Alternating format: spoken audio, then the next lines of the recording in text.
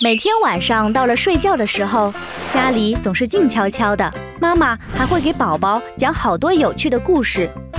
最近不知道怎么了，静悄悄没有了，还多了一些奇怪的声音，呼啦啦呼啦啦，像妈妈故事里的怪兽。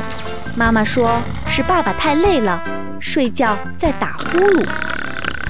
什么叫打呼噜呢？打呼噜是睡觉的时候因为呼吸道不通畅而发出的粗重的呼吸声。偶尔的打呼噜可能是因为劳累、睡觉的环境比较吵、感冒、鼻塞等等的原因。如果经常打呼噜，那可就要注意了。经常的打呼噜对我们的身体健康影响可是非常严重的。打呼噜会让我们睡觉时候的呼吸反复暂停。我们呼吸不到氧气，大脑就会感到不舒服，而不能好好休息。第二天醒来，前一天的疲劳还是没有被赶走，我们就自然没有什么精神啦。